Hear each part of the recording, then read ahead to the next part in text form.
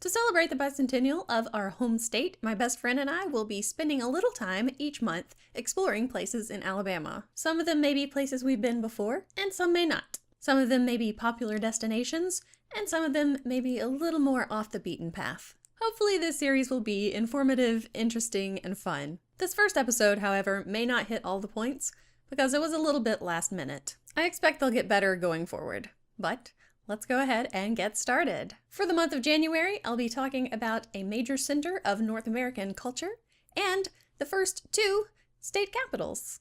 Our first stop this month, Moundville Archaeological Park, is located in Moundville, Alabama, which is right on the border of Hale and Tuscaloosa counties, on a bluff overlooking the Black Warrior River. This was a major center of Mississippian culture from about 1000 AD to around 1450 AD.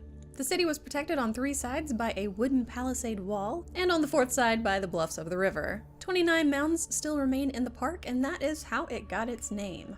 The mounds were platforms for civic and ceremonial structures and homes of nobles.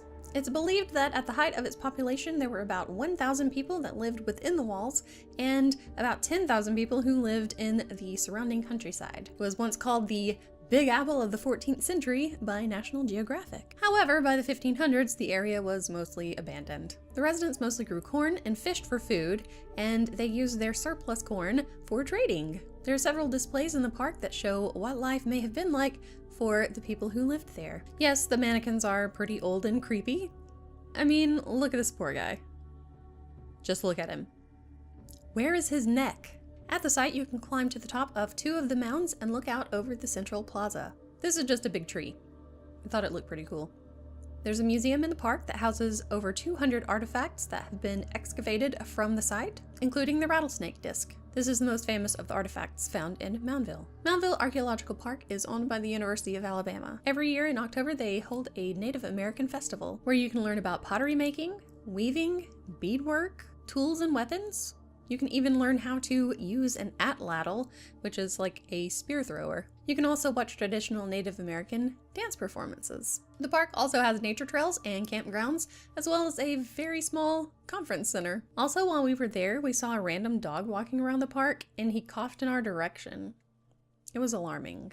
Moving on, our next stop is the first capital of the state. Originally part of the Mississippi Territory, Alabama became its own separate territory in August 1817. The capital of the Alabama Territory was St. Stephen's, but when it became a state in 1819, it was decided that the capital should move to Cahawba in Dallas County. The capital was temporarily located in Huntsville while the State House was built, and in 1820, Cahawba became the first permanent capital of the state. It's now a ghost town. Possibly literally, but we'll get to that later. The city was built on a grid system with the streets running north and south named after trees and the streets running east and west named after famous men. You can still see markers for the streets today, even though most of the streets are no longer usable. Unfortunately, being at the confluence of the Alabama and Cahawba rivers led to seasonal flooding. Because of this, Cahawba was only the capital for 5 years. Still, the city survived despite the setback, and the cotton industry was the main reason. Since the city was located near the Alabama River, it became a distribution port, sending cotton by ship down to the Gulf of Mexico. The railroad also passed through Cahawba, so they could send cotton on the rails to wherever it needed to go. And then the Civil War came. The Confederate Army seized the railroad for itself, and it converted a cotton warehouse into a prison for Union soldiers. And of course, that prison flooded a lot. After the war, the Dallas County seat moved from Cahawba to Selma, and with it went most of the population. Around the beginning of the 20th century, most of the buildings in the town were demolished. There aren't many buildings left in the town, and those that are there are in disrepair. There are a few ruins around, like these columns. They belonged to the Crockerin Mansion, and I may be saying that wrong. If you look closely at this picture, you may recognize them on the right side of the building. There are also a few cemeteries and wells left around town. The pump for this one has a face on it. And this is one Katie and I remember from our first trip to Old Cahawba. Most of the area is overrun by foliage, like these thorny bushes near one of the cemeteries, and these winter honeysuckle bushes. They smelled amazing, by the way. And of course, you have the Spanish moss hanging from the trees. Then there's this old church, St. Luke's. It was built in Cahawba in 1854, moved to a site 15 miles away in 1876, then moved back to Cahawba in 2007. It just looks like a haunted place. Of course, I walked around to the back of the building and found this creepy looking little house in the woods behind it. Didn't get too close to that. Then I found the basement of the church. The door was unlocked. Did I attempt to go inside? Heck no, do I look like an idiot to you? But it was pretty creepy and there was a strange buzzing coming from the building. Katie and I followed the sound of the buzzing all around the building and found out that it was just electrical. So, yeah. And now to the ghostly bits. There are several places within Cahawba that are said to be haunted. Ooh, spooky! In one of the cemeteries, it's said that you can sometimes hear ghostly whispers, or even the cries of the mythological wampus cat of Cherokee legend. There's also the story of an old maze made of trees. During the Civil War, soldiers would take ladies into the maze to court them. Then one night, a soldier was in there with his girlfriend, and they saw a light, a ghostly orb, going from one side of the maze to the other, and they followed it.